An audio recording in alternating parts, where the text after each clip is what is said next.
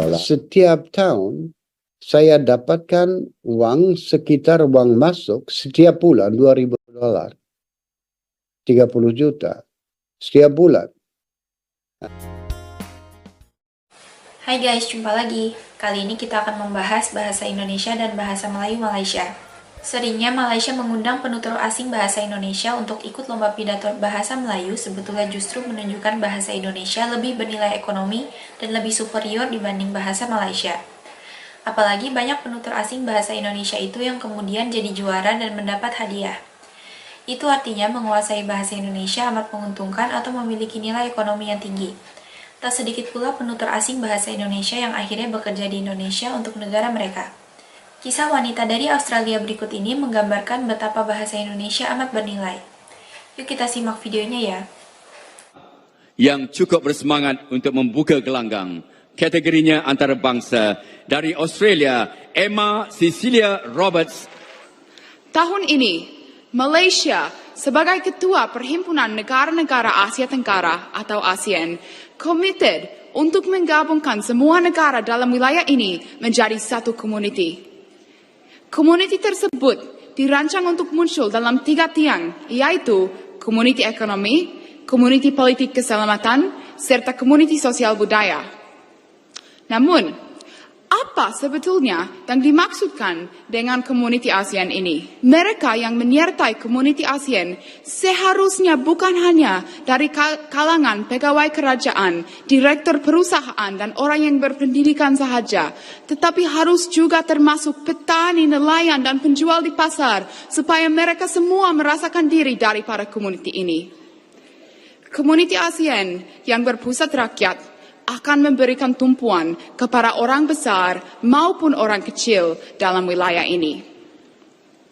Tuan-tuan dan puan-puan, kalian semua pasti sudah dengar cerita Bidasari. Bidasari merupakan syair Melayu dan mengenai putri bernama Bidasari yang sangat pintar, sangat ramah, dan sangat cantik. Bahasa dan Pustaka Malaysia serta sijil dimenangi oleh Emma Cecilia Roberts dari Australia.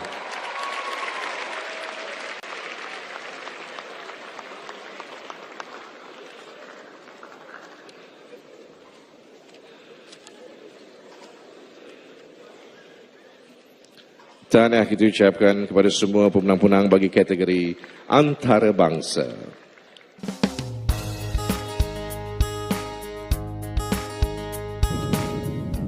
Selamat malam semuanya. Nama saya Emma Roberts dan saya menjadi pemenang penghargaan National Australia Indonesia Language Awards atau NAILA dalam kategori tertiary atau mahasiswa tahun 2015, tahun pertama yang pertandingan NAILA berlangsung.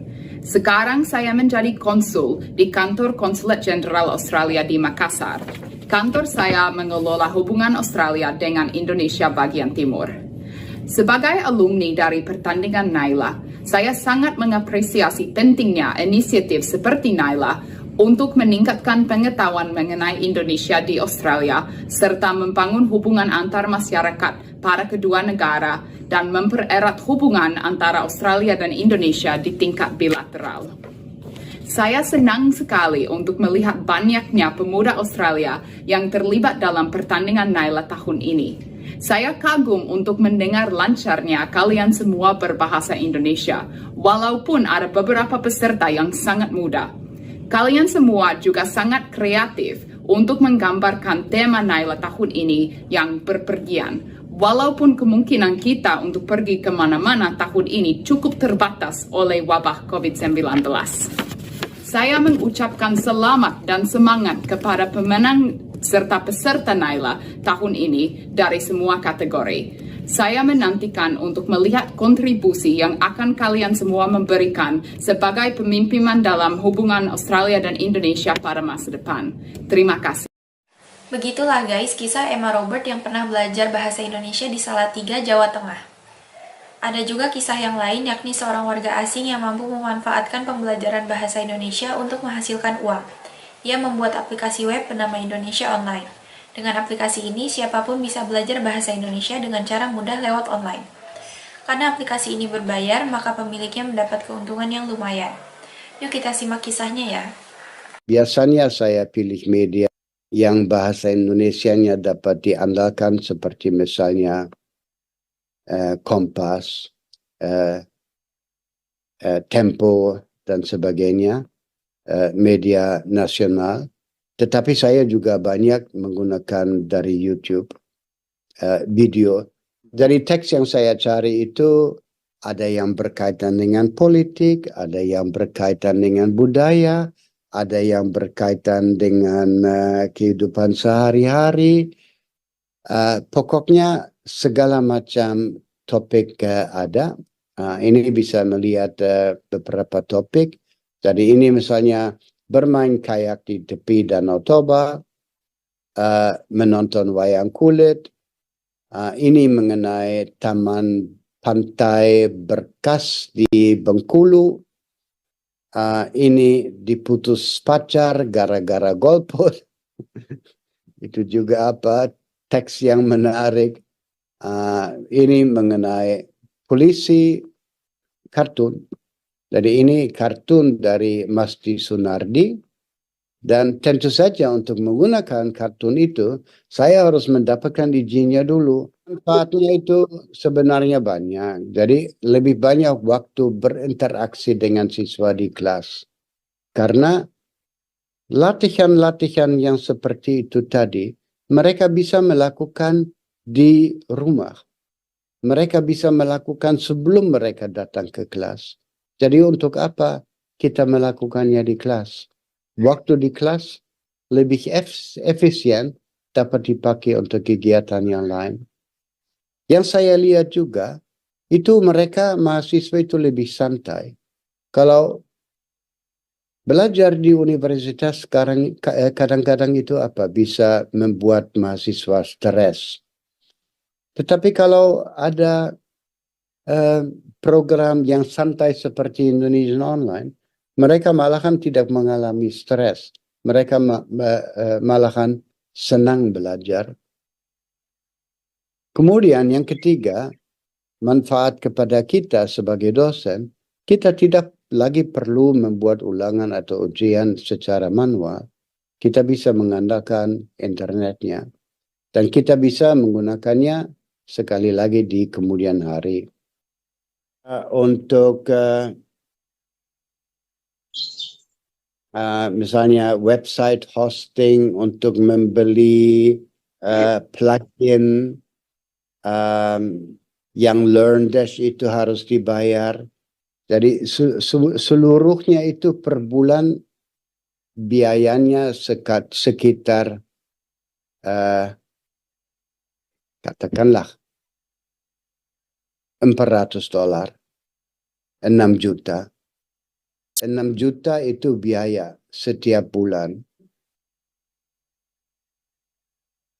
Jadi monetisasi itu istilah menghasilkan uang. Jadi menghasilkan uang dari sesuatu yang sudah kita buat.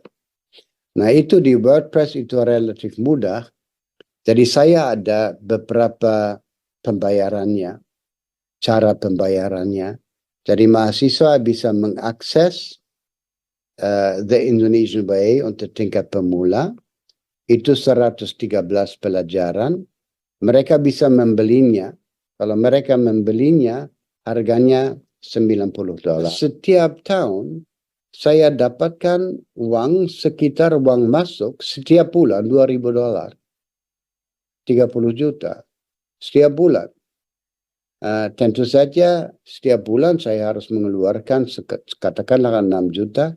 Masih ada 24 juta untung. Hanya untuk membuat program pembelajaran bahasa Indonesia secara online. Nah, kalau sekiranya, dan itu mungkin saya punya rencana untuk masa depan. Untuk masa depan saya memikirkan saya akan membuat yang sama dengan pengantar bukan bahasa Indonesia, pengantar bahasa Inggris, pengantar bahasa Indonesia, tetapi untuk pembelajaran bahasa Inggris, khususnya untuk penutur Indonesia.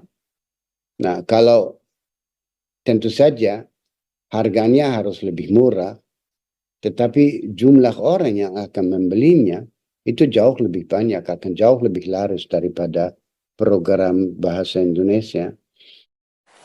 Begitulah guys, kisah warga asing yang mampu memanfaatkan nilai ekonomi bahasa Indonesia. Itulah yang membedakan dengan bahasa Melayu Malaysia. Bahasa Indonesia bisa berkembang secara alami karena memang banyak orang yang menggunakan dan memerlukan. Terima kasih sudah menonton sajian kami, sampai jumpa lagi.